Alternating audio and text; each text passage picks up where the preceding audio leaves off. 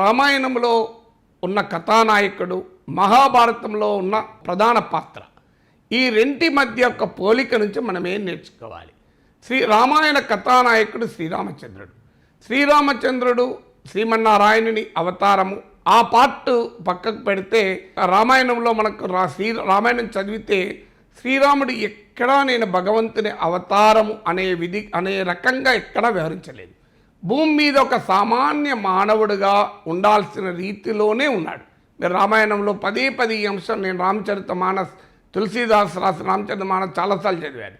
అందులో పదే రచయిత చెప్తారు, రాముడు పూర్తిగా మానవ మాత్రం లాగానే భూమిపైన జీవించాడు. సీతాపహరణం సమయంలో తర్వాత ఒక సాధారణ మానవునిలాగా విలపించాడు అని కూడా అందులో రాశారు. అయినా శ్రీరాముడు ఎందుకు దేవుడయ్యారో కారణం ఏంటి? మరి మహాభారతంలో కూడా ఒక గొప్ప క్యారెక్టర్ ఉంటాడు భీష్ముడు. మరి భీష్ముడు దేవుడు కాలేదు. శ్రీరామునికి భీష్మునికి మధ్య పోలిక మీరు కనుక చూస్తే శ్రీరాముడు గొప్ప మహావీరుడు. ఆ యుగంలో శ్రీరాముని మించిన జగదేక వీరుడు ఇంకోరు లేరు. అలాగే మహాభారత యుగంలో భీష్ముని మించిన వీరుడు కూడా ఇంకోరు లేరు. సో భీష్ముని చేతిలో విల్లు ఉన్నంత కాలం భీష్ముని ఓడించడం ఎవరి తరము కాదు. అర్జునుడు భీష్ముని పడేసేయడానికి కూడా భీష్ముడు చెప్పినటువంటి రహస్యం వల్లనే సాధ్యమైంది. మన మహాభారతంలో కనబడుతుంది ఈ కథ. ధర్మరాజు తమ్ముళ్ళని తీసుకొని భీష్ముని దగ్గరికి వెళ్ళి పాదాభివందనం చేస్తారు. భీష్ముడు అప్పుడు ఒక మాట అంటాడు, నాకు అర్థమైంది మీరు ఎందుకు వచ్చారో, నేను ధర్మపక్షపాతిని, నీకు తెలుసు కదా, శిఖండిని ఎదురైతే నేను బాణము పక్కకు పెడతాను అని. సరిగ్గా అదే పని అర్జునుడు చేశాడు.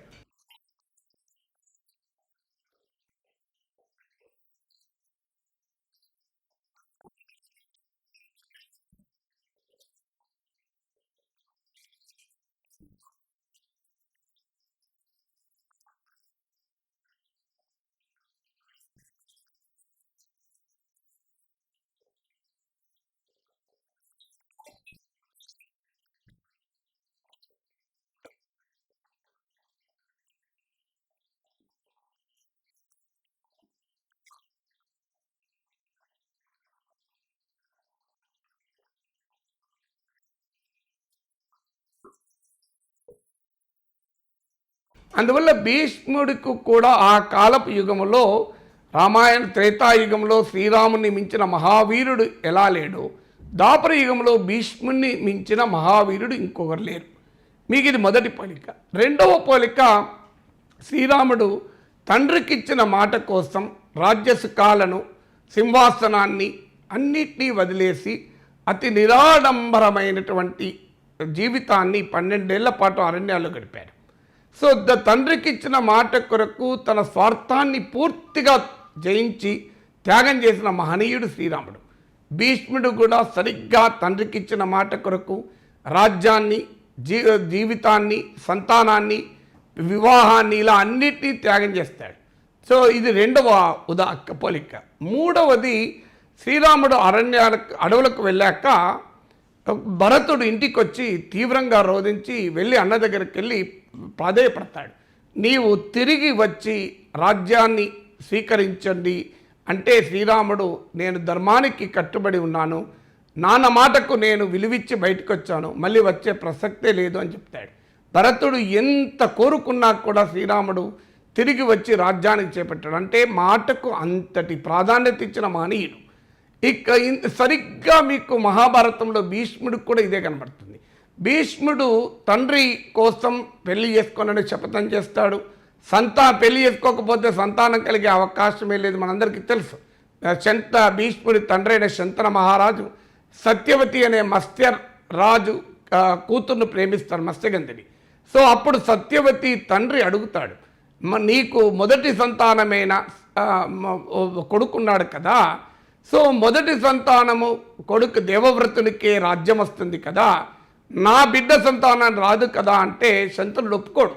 ఇంటికి వచ్చాక ఇది తెలుసుకున్న దేవవ్రతుడు ఒక భీషణమైన ప్రతిజ్ఞ చేసి భీష్ముడిగా మారతాడు. అంటే నేను వివాహం కూడా చేసుకోను, రాజ్యాన్ని స్వీకరించను, రాజ్యాన్ని నీవు స్వీకరించకపోవచ్చు కదా, నీ పిల్లలు అడుగుతారు కదా అంటాడు సత్యవతి తండ్రి. అందువల్ల నేను పెళ్లి కూడా చేసుకోను, ఇక అప్పుడు నా పిల్లలనే ప్రశ్నే లేదు కదా అని తన హస్తినాపుర సింహాసన పరిరక్షకుడిగా తన జీవితాన్ని గడుపుతూ ఉంటాడు.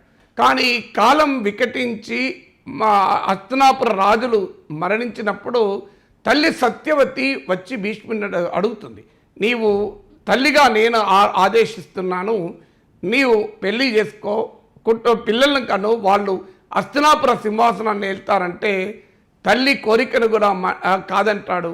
ఎలా అయితే రామాయణంలో శ్రీరామచంద్రుడు భరతుని కోరికను తిరస్కరిస్తాడో ఇచ్చిన మాట కొరకు, ఇక్కడ తల్లి సత్యవతి కోరికను తిరస్కరిస్తాడు భీష్ముడు. ఇది 3వ పోలిక. సో ఇలా మనకు అనేక పోలికలు కనబడతాయి. 4వ పోలిక, శ్రీరామచంద్రుడు మహావీరుడే కాదు, సకల ధర్మశాస్త్రాలు తెలిసిన మహనీయుడు. భీష్ముడు కూడా మహావీరుడే కాదు, ధర్మశాస్త్రాలను ఔపోషణం పట్టిన ఒక మహా విద్వాంసుడు. మీకు అందుకే భీష్ముడు అంపచేపై ఉన్నప్పుడు శ్రీకృష్ణుడు సలహా మేరకు ధర్మరాజు వెళ్ళి ధర్మోపదేశాలు నేర్చుకుంటాడు. నువ్వు భీష్ముడి దగ్గర ధర్మోపదేశం నేర్చుకో, నీవు మహారాజుగా రాణిస్తావని చెప్తాడు. సో అంతటి ధర్మనిరతుడు భీష్ముడు. సో ఇలా ఇద్దరిలోనూ ఇన్ని పోలికలు ఉన్నాయి. కానీ శ్రీరామచంద్రుడు దేవుడుగా కొలిచాం, మరి భీష్ముడు ఎందుకు దేవుడు కాలేకపోయాడు? సో దీనికి కారణం ఏంటంటే మనకు ఇదంతా ఎందుకు చెప్తున్నానంటే, దీని నుంచి మనం ఇప్పుడు నేర్చుకునే ఒక అద్భుతమైన అంశం ఉంటుంది. ఏమిటి తేడా అంటే, శ్రీరాముడు ధర్మము, ఆయన ధర్మ నిబద్ధత కానీ, తండ్రికి ఇచ్చిన మాట కొరకు నిలబడడం కానీ, తిరిగి వెనక్కు చూడకపోవడం కానీ, ఇవన్నీ కూడా లోక కళ్యాణం కొరకు జరిగింది. సో ఒక ప్రయోజనం, సమాజ ప్రయోజనం కొరకు తన చర్యలన్నీ కూడా మనకు కనబడతాయి. దుష్ట శిక్షణ కొరకు, శిష్ట రక్షణ కొరకు జరుగుతాయి. అక్కడ రాజ్యానికి ఎలాంటి నష్టము జరగదు, ఇంకా లాభమే జరుగుతుంది ఒక రకంగా. కానీ భీష్ముడు తండ్రికి ఇచ్చిన మాట కేవలం తండ్రి స్వార్థం కొరకు ఇచ్చింది. ఇక్కడ రామాయణంలో మనకు దశరథుడు స్వార్థం లేదు. వాస్తవానికి దశరథుడు కైకేయికి మాట ఇచ్చాడు గనక ఆ మాట తెలుసుకొని శ్రీరామచంద్రుడు పాటిస్తాడు తప్ప దశరథుడు ఆదేశించాడు. వాస్తవంగా దశరథుడు ఆదేశించాడు, నేను మాట ఇచ్చాను కదా నువ్వు వెళ్ళమని ఎక్కడ అన్నాడు. అఫ్కోర్స్ శంతనుడు కూడా మాట ఇవ్వడు, ఇక్కడ భీష్ముడే మాటిస్తాడు. కానీ ఇక్కడ తండ్రి వ్యక్తిగత స్వార్థం కొరకు దేవవ్రతుడు ప్రతిజ్ఞ చేశాడు. చివరి వరకు కూడా రాజ్య ప్రయోజనాల కన్నా తన తండ్రి స్వార్థం కోసం చేసినటువంటి అవసరానికి ఇచ్చినటువంటి ప్రతిజ్ఞ కొరకే భీష్ముడు నిలబడతాడు. అవసరం వచ్చిన సమయంలో కూడా తన ప్రతిజ్ఞ ప్రధానమంటాడు, కానీ లోక కళ్యాణానికి కోసం ఉండడు.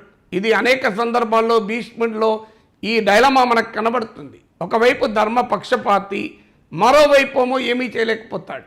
తన కళ్ళ ముందు ద్రౌపది వస్త్రాపహరణ జరిగిన భీష్ముడు లాంటి ధర్మనిరతుడు మాట మాట్లాడలేకపోతాడు. తన కళ్ళ ముందట తమ్ముళ్లకు దుర్యోధనుడు అన్యాయం చేస్తున్న అన్నదమ్ములకు భీష్ముడు మౌనంగా ఉంటాడు. తన కళ్ళ ముందట మాయాజూదం జరిగిన మౌనంగా ఉంటాడు.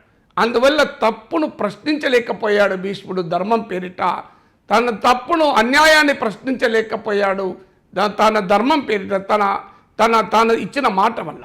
అందువల్ల భీష్ముని ప్రతిజ్ఞలు, భీష్ముని హస్తినాపుర సామ్రాజ్యానికి జరిగినటువంటి నష్టాన్ని నివారించలేకపోయింది. అందువల్ల అవుట్కమ్ అనేది డిసైడ్ చేస్తుంది. మార్గాలు ఒకటేనా, శ్రీరాముడు మహావీరుడు, భీష్ముడు మహావీరుడు. శ్రీరాముడు ధర్మ నిబద్ధుడు, భీష్ముడు ధర్మ నిబద్ధుడు. శ్రీరాముడు తండ్రికి మాటకు నిలబడ్డాడు, భీష్ముడు నిలబడ్డాడు. శ్రీరాముడు మాట మీద వెనక్కపోలేదు, భీష్ముడు వెనక్కపోలేదు. కానీ తేడా ఏంటంటే, వాట్ ఈజ్ ద అవుట్కమ్, దాని పర్పస్, లాస్ట్కు రిజల్ట్ అయింది. అందువల్ల భీష్ముడు రిజల్ట్తో సంబంధం లేకుండా తన ధర్మాన్ని తాను నిర్వర్తిస్తూ వచ్చాడు. శ్రీరామచంద్రుడు నిర్వర్తించిన ధర్మం, దాని ఫలితం లోక కళ్యాణమైంది. అందువల్ల మనము చేసే పనులు నిజాయితీగా, నిబద్ధతగా, కఠినమైన క్రమశిక్షణతో చేశానంటే సరిపోదు. నీవు చేసే పనులకు ప్రయోజనం ఉండాలి, నీవు చేసే పనులకు ఫలితం ఉండాలి. ఆ ఫలితం ఒక విశాలమైన ప్రయోజనాల కొరకై ఉండాలి. ఆ విశాలమైన ప్రయోజనాలకు లేనప్పుడు నేను చాలా కష్టపడ్డాను కానీ ఫలితం నా చేతుల్లో లేదు కదా అంటే సాధ్యం కాదు. అందువల్ల ఫలితము ప్రయోజనకరంగా ఉండేలా మన పనులు ఉండాలి తప్ప, నాకు పని చేయడమే ముఖ్యం తప్ప దాని ఫలితం ఎలా ఉన్నా, ప్రయోజనం ఎలా ఉన్నా నేను పట్టించుకోను అంటే అది సరైనది కాదు.